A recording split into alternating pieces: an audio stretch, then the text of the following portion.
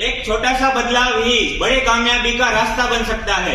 सबसे पहले मैं अपनी टीम का इंट्रोडक्शन कराऊंगा। हमारे फैसिलिटेटर है विकास कुमार, मैं team leader Ritesh, team member Rahul, team member Krishnapal. Yes. Adani एक भारतीय कंपनी है जिसकी स्थापना गौतम अदानी जी ने 1998 में की थी। आज वो वर्ल्ड के ग्लोबल सेक्टर में बहुत ग्रोथ कर रही है। उसके बाद हमारी जो वैल्यूज है करेज, ट्रस्ट, कमिटमेंट।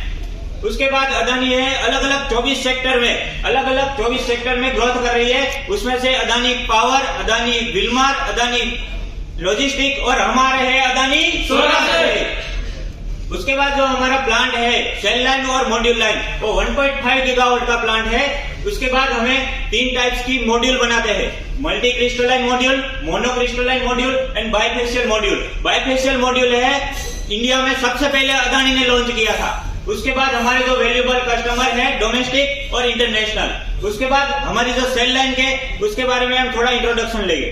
सबसे पहले आता है इंटेक्स। इंटेक्स में हम silicon P type vapour receive करते हैं, उसमें हम 100 dB रिमूव करते हैं और रिफ्लेक्शन डाउन करते हैं। इसके आगे है डिफ्यूजर पोकल की मदद पोकल का ड्रॉपिंग करके हम पीएन जंक्शन क्रिएट करते हैं। इसके बाद पेजी में हम करते हैं डिफ्यूजन जो एक्स्ट्रा लेयर होती है उससे हम रिमूव करते हैं। उसके बाद है PCD, plasma enhance chemical vapour deposition. Anti reflective coating बनाते हैं, वो रिफ्लेक्शन कम करने के लिए होता है। उसके बाद आता है मेटलाइजेशन। मेटलाइजेशन में हम एक इलेक्ट्रिकल कॉन्टेक्ट बनाने के लिए प्रिंटिंग करते हैं। उसके बाद आता है फास्ट फायरिंग। फास्ट फायरिंग में हम एक कॉन्टेक्ट है और डीपली बनाने के लिए फास्ट फायरिंग कर रहे हैं। उसके बाद है टेस्टिंग, एफिशिएंसी वाइज इसको टेस्ट करते हैं। उसके बाद सॉर्टिंग करते हैं, कलर वाइज इसको सॉर्ट करके पैकिंग करके मॉड्यूल बनाते हैं। हम अपना QCC प्रोजेक्ट करने के लिए कंप्लीट करने के लिए इन 12 स्टेपों को प्रयोग किया, जिसमें से सबसे पहले आइडेंटिफिकेशन ऑफ प्रॉब्लम।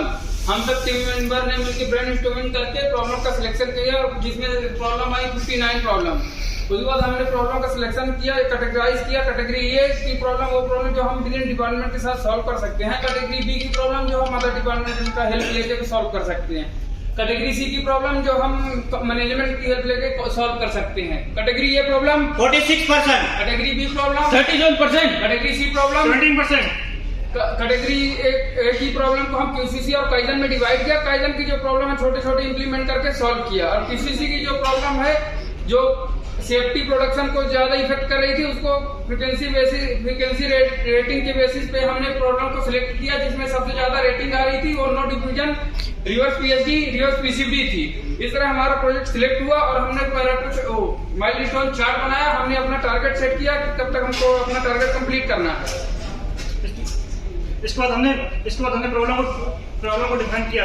इसमें जो प्रॉब्लम थी वो हमारी जीरो एफिशिएंसी से थी, जो कि नो डिफ्यूजन, रिवर्स PSC और रिवर्स PCD से जनरेट हो रहा है। इससे जो हमारा जो जीरो एफिशिएंसी से हमारी जो हमारे जो सेल है वो स्क्रैप में चले जाते हैं। उसके लिए हमने क्या किया कि ये हमारी टेन मशीन है, ये हमारा सेल लाइन का लेआउट है और हमारे तीनों डिपार्टमेंट का यहाँ लेआउट दिया गया है। उसके बाद हमने ये डिसाइड किया कि गोल और ऑब्जेक्टिव। गोल हमारा क्या है कि हमारा जो 0.08 करंट आ रहा था 0.08%, उसको लाना है हमें 0% तक। तो उसके लिए हमें क्या फायदा हो सकता है? उसके लिए हमारी यील्ड में इंप्रूवमेंट हो सकता है, कस्टमर सेटिस्फाइड हो सकता है, कॉस्ट में रिडक्शन हो सकता है। तो उसके दौरान हमने डेटा एक एनालिसिस ऑफ प्रॉब्लम को एनालाइज किया। कि प्रॉब्लम क्या है, जीरो PSG सेल प्रॉब्लम कहाँ है, PCD, प्रॉब्लम कब हो रही है, ऑपरेशन प्रोसेस के दौरान प्रॉब्लम से किसको इफेक्ट हो रहा है, एफिशिएंसी और कॉस्ट, प्रॉब्लम कैसे हो रहा है, NSL में कवर। तो ये प्रॉब्लम हमने सिलेक्ट करके इसके ऊपर हमने ये 4 मंथ का डाटा निकाला। उसके बाद ये जो कैरियर है उसमें 100 वेपर स्टोर होता है। 100 वेपर अगर वो रिवर्स चला जाए तो वो 100 की 100 वेपर है वो स्क्रैप हो जाती है।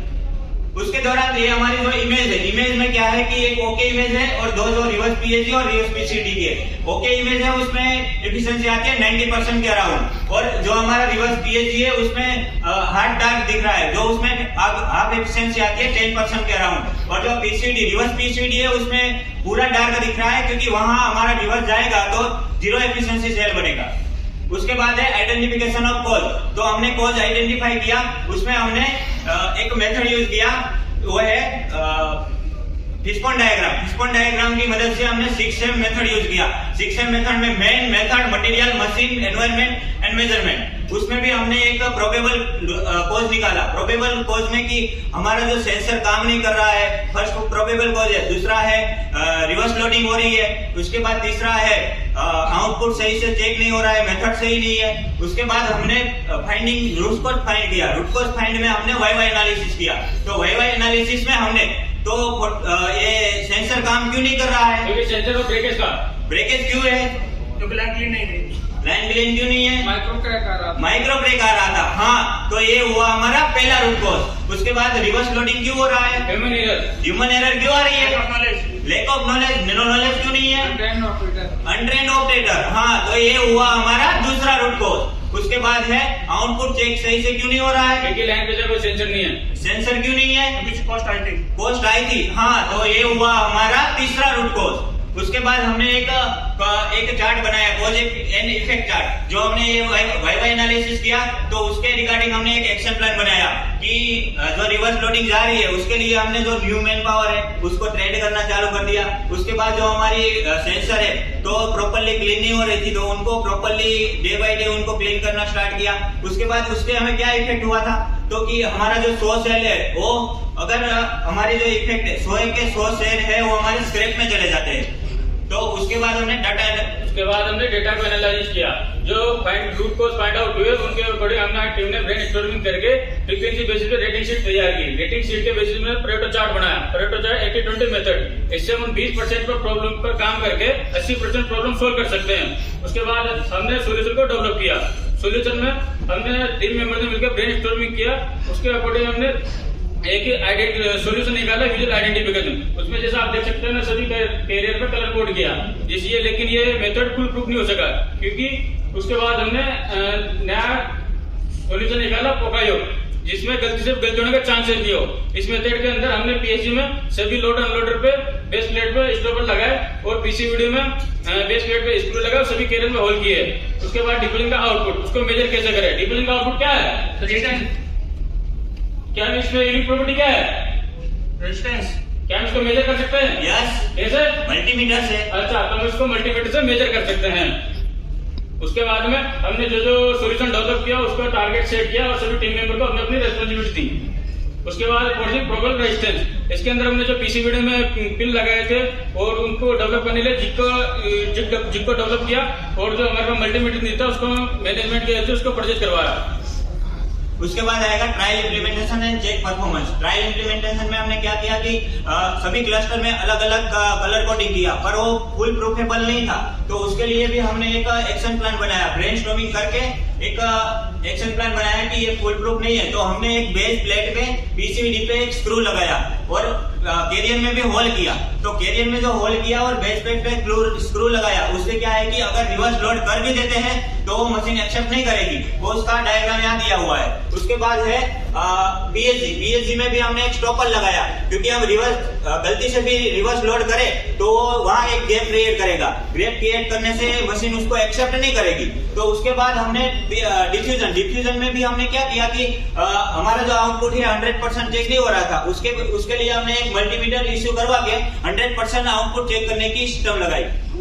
उसके बाद उसका एक रिस्पॉन्सिबिलिटी दी, 1 महीने का जो हमने प्लान किया सबको रिस्पॉन्सिबिलिटी दी कि ये मल्टीमीटर से सही से चेक हो। उसके बाद जो न्यू ज्वाइनिंग ऑपरेटर आते हैं उनको सही से ट्रेन किया जाए। उसके बाद जो हमारा जो सेंसर काम नहीं कर रहा है तो उनके ऊपर सही से एक क्लीनिंग प्रोसीजर बिठाई जाए। तो ये हमने एक्शन प्लान रिस्पॉन्सिबिलिटी दी। उसके बाद रेगुलर इम्प्लीमेंटेशन एंड कंट्रोल।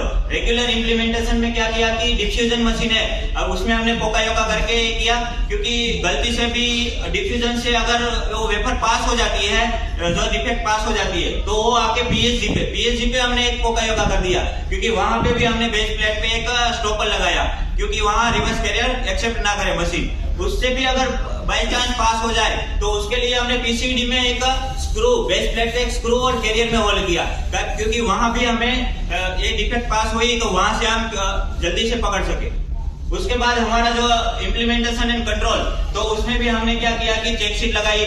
उसको कंट्रोल करने के लिए एक सेंसर है, उसको हमें क्लीनिंग सही से करने के लिए एक चेक शीट लगाई। विजुअली उसको चेक करने के लिए, आउटपुट चेक करने के लिए एक सिस्टम लगाई।